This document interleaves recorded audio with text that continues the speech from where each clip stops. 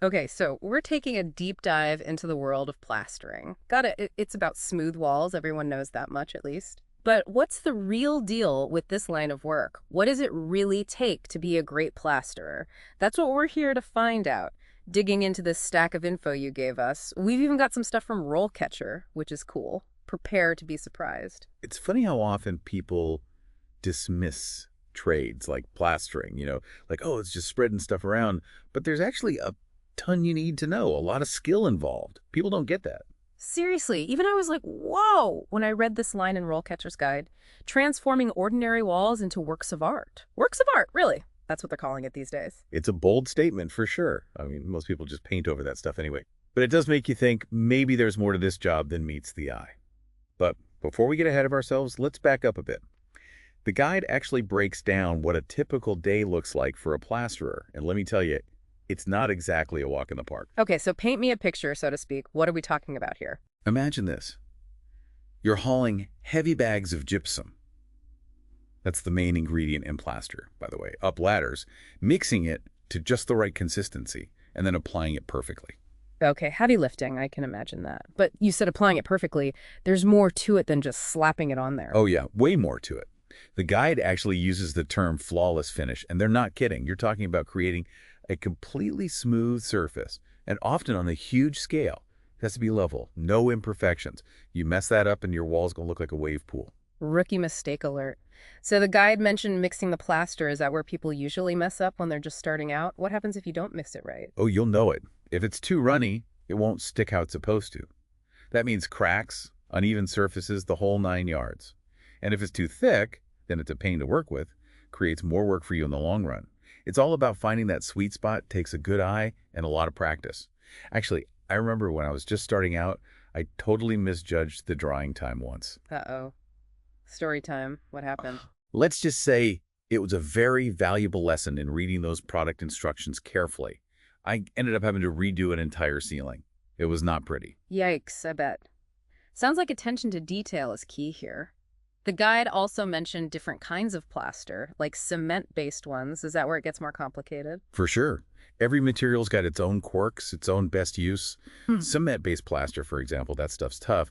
They use it a lot for exterior work or in places where there's a lot of moisture. Knowing which plaster to use and when, that's what separates the pros from the amateurs. A good finish makes everyone happy. Okay, so not just a plasterer, but a material scientist too. Plus a sculptor, a detective for figuring out the right approach for each job. Huh, that's one way to put it.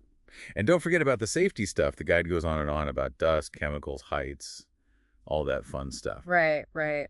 Those strong arms aren't just for show. It's easy to forget about that side of things, though. It's not something you want to ignore. Imagine breathing in plaster dust all day. Not exactly good for you. Proper ventilation, masks, those are non-negotiables. And then there's working way up high. Let's just say you don't want to slip. So we're talking physical strength, a good eye, knowing your materials, and a whole lot of caution. Who knew there was so much to plastering? Honestly, this is starting to feel less like fixing up your house and more like some high-stakes art form. Now you're getting it.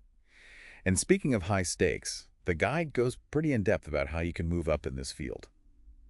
It's surprisingly structured, actually. Structured? Yeah. That's not something you usually hear about with trades. So how does it work? Well, it usually starts with an apprenticeship, which is pretty common for a lot of trades. Yeah. You're basically learning everything on the job, right? Getting those fundamentals down, watching the more experienced plasterers, paying your dues, you could say, and probably getting covered in plaster while you're at it. Makes sense. Okay, so you've put in the time, learned from the best, maybe had a few plaster mishaps along the way.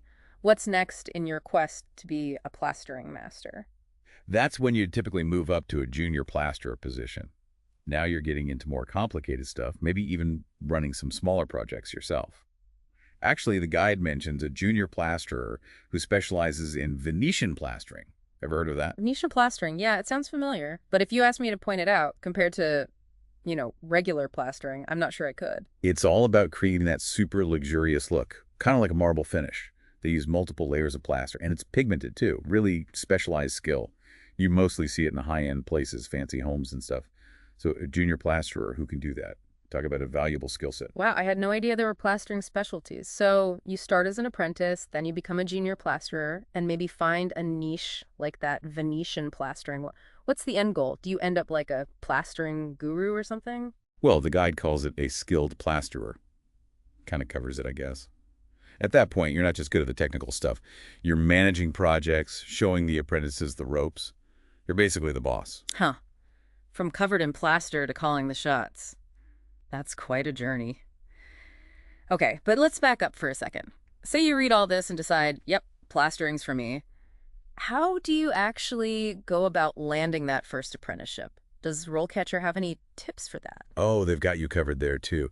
Their interview prep section is amazing. Really helpful stuff. And it's not generic advice or anything. They're talking specifically about plastering jobs. Like, they actually give you real interview questions they might ask you with extra tips on what the interviewers are looking for in your answer.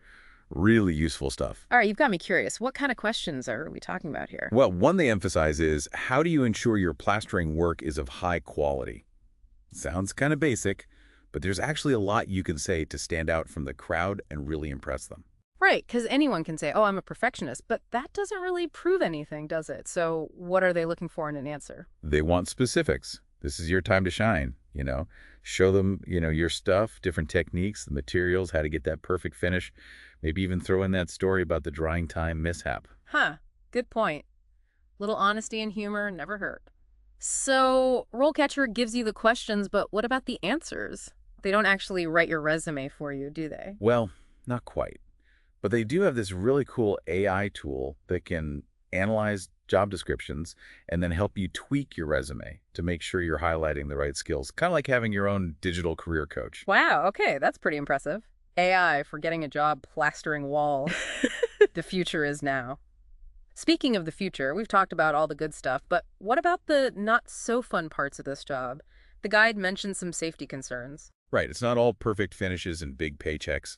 It can be tough on your body, especially when you're first starting out. Lifting those heavy materials, working in awkward positions, even the repetitive movements. It all adds up. And then there's the whole safety hazard thing we were talking about earlier. The guide was pretty upfront about the risks, with the dust, the chemicals, working up high, all that. Exactly. It's not like you're sitting at a desk all day, that's for sure. You got to be aware of your surroundings and really committed to taking those safety precautions seriously. They even talk about how important it is to stay updated on the latest safety regulations and all that. So it's about more than just having the muscle for it. You need to work smart and stay safe. Absolutely. And while we're on the topic of challenges, the guide also mentions how important it is to keep learning new things in this field. Remember those eco-friendly materials we were talking about before? Oh, yeah, right. The future of plastering is green. What's the deal with those anyway? Do they actually work as well as the traditional stuff? It's a good question. And a lot of people are wondering the same thing. That whole push for sustainability, it's affecting everything these days. Construction, plastering, you name it. Like clay-based plasters are getting popular, for instance. Not only are they better for the environment, but they also do some pretty cool things like regulate moisture better, help walls breathe.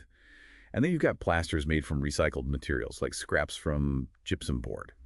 So it's more than just a trend than these eco-friendly plasters are here to stay. But if you're already a plasterer or just starting out, how does that impact you?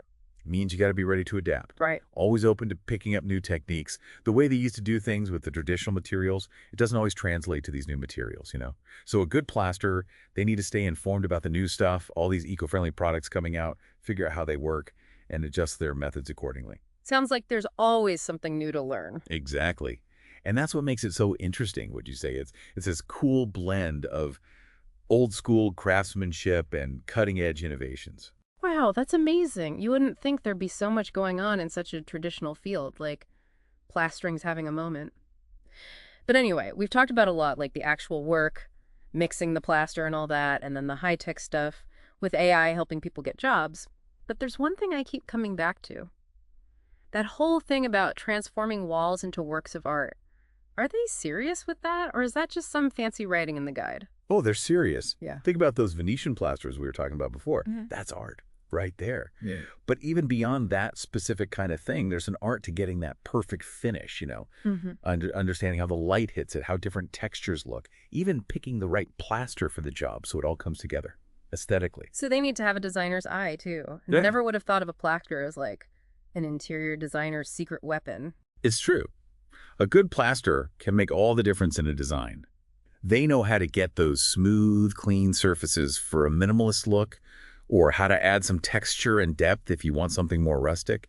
They could even sculpt stuff, like decorative elements, that just elevate the whole space. Okay, I'm impressed. We've talked about the physical side of it, the skills you need, the safety stuff, and now the artistic side, too. What else is there? I feel like we've covered it all. Well, we've only just scratched the surface, really, but hopefully this deep dive has given you a new appreciation for this craft.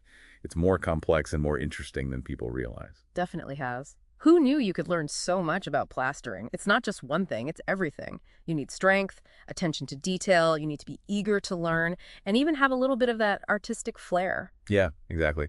And like we were talking about, it's a field that's changing all the time with new technology, new materials. It's got a bright future, that's for sure. Maybe it's even the right career path for you. So, if you're not afraid of some hard work, you've got a good eye for detail, and maybe you're a bit of an artist at heart. Well, plastering might just be that hidden gem of a career you've been looking for. Now, here's something to think about. We've been talking about how AI can help you become a plasterer, even analyze job descriptions and all that. But what about AI actually doing the plastering itself? Could we get to a point where robots are doing the heavy lifting? Literally.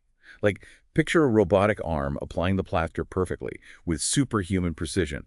And then you've got the human plasterer there, overseeing everything, adding those artistic touches, making sure it's all perfect. Pretty wild to think about, right? A robot plasterer.